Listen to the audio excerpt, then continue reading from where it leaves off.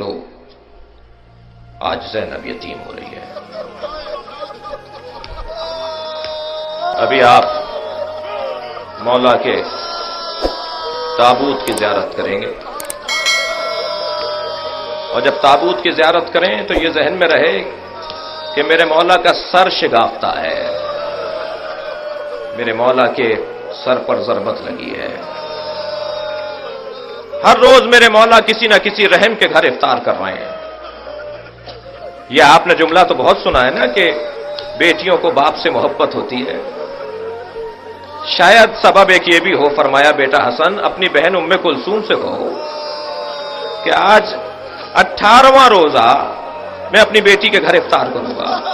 ایک بیٹی کے لیے بڑا مقام ہے کہ اس کا بابا، وہ بھی علی جیسا بابا، اس کے گھر افطار کرنے کے لیے آ جائے۔ مولا کائنات پہنچے ہیں اپنے بچی کے گھر، جناب ام کلثوم نے دسترخوان بچھا دیا، ایک ظرف میں دودھ، ایک ظرف میں نمک اور بابا کی پسندیدہ روٹی، جو کی روٹی رکھ دی میرے مولا کے سامنے۔ جناب مولا کائنات نے ام کلثوم کو دیکھ کر کہا بیٹا تم نے اپنے بابا کو بھلا دیا؟ کبھی تمہارے بابا کے دسترخوان پر ایک چیز سے زیادہ دو چیزیں رہی ہیں؟ اجرکم اللہ، اپنی آوازوں کو بلند کریں عزیزانو، تکلف کر کے نہیں روئیں۔ فرمایا بیٹا، جناب ام کلثوم نے چاہا کہ نمک کو اٹھا لے، میرے مولا نے ہاتھ روک کر کہا بیٹا دودھ اٹھا لو، اس کوفے میں بہت یتیم رہتے ہیں جنہیں پینے کو دودھ نہیں ہے۔ میرے مولا نے جو کی روٹی سے نمک کے ساتھ افطار کیا۔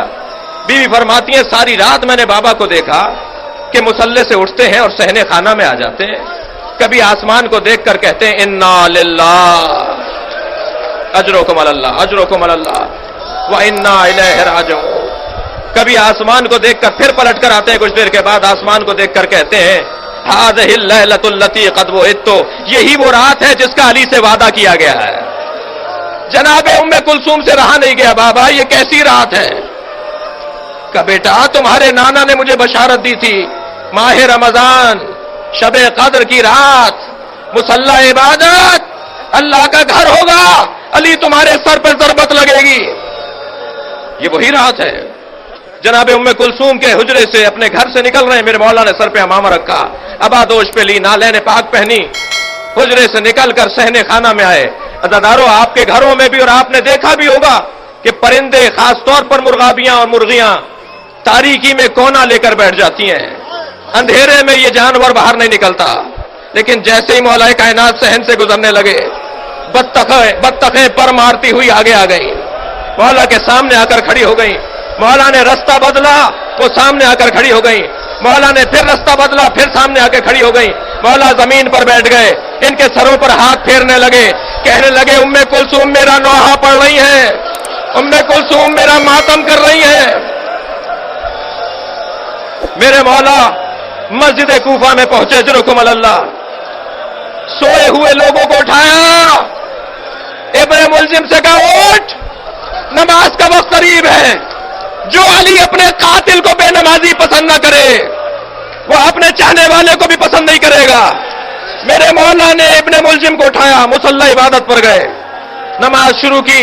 یہ واجب نماز تھی، امام حسن پیچھے کھڑے تھے، میرے مولا نے سجدے میں سر رکھا، یہ دوسرے سجدے میں سر جا رہا تھا کہ ایک مرتبہ فضا میں ایک تلوار بلند ہوئی، ظالم نے 1000 درہم میں خریدی تھی، 1000 درہم میں زہر لے کر اسے بجھایا تھا، میرے مولا کے سر پر ضربت کا لگنا تھا۔ علی کی زبان سے ایک سجدہ شکر، ذکر شکر جاری ہوا، فزتو ورب الکعبہ، رب کعبہ کی قسم علی آج کامیاب ہو گیا۔ فرمایا بیٹا حسن نماز مکمل کرو، اجرکم اللہ، بیٹا حسن نماز مکمل کرو، مجھے ایک منزل مصائب تک پہنچانا ہے آپ کو، بیٹا حسن نماز مکمل کرو۔ امام حسن نے نماز مکمل کی، میرے مولا بیٹھے ہوئے ہیں، میرے مولا کے سر سے خون بہ رہا ہے۔ جب نماز مکمل ہو گئی تو مولا کو نالین جناب عباس پہنا رہے تھے، میرے مولا علی کو نالین حضرت عباس پہنا رہے تھے۔ مولا امام حسن نے کمر میں ہاتھ دیا تاکہ بابا کو سہارا دے کے کھڑا کریں، ایک بازو امام حسین نے تھاما، ایک بازو محمد حنفیہ نے تھاما، سب بچوں نے اپنے بابا کو بلند کیا۔ ابھی 4 قدم چلے تھے، فرمانے لگے میرے قدم سے مجھے چلا نہیں جا رہا، مجھے کسی چادر پر لٹا دو، مجھے گلم پر لٹا دو اور مجھے اٹھا کر لے کے چلو۔ जब चादर पर लिटाकर, गिलिम पर, कालीन पर लिटाकर मौला को लेकर चलने लगे तो मौला अली अलैहिस्सलाम ने, अज़ादारों गिरिया होगा इस रिवायत के ऊपर, जब मौला ने देखा कि हुसैन की आंखों से आंसू टपक रहे हैं तो मौला का हाथ पकड़कर कहा, बेटा हुसैन रो नहीं, बेटा कितने चाहने वाले आए हुए हैं। एक मर्तबा जनाब अब्बास को देखा कि रो रहे हैं, बुलाकर कहा, अब्बास गिरिया नहीं करो, कितने चाहने वाले आए हुए हैं। इमाम हसन से फरमाया, बेटा हसन गिरिया नहीं करो, देखो जो हक की खातिर जीता है उसे यतीम देखना पड़ता है। मेरे मौला ने अपने बच्चों से कहा, गिरिया नहीं करो, सारे रस्ते जो अली बेटों को रोकता रहा, गिरिया नहीं करो। वो ज़ैनब को देख के रोने लगा।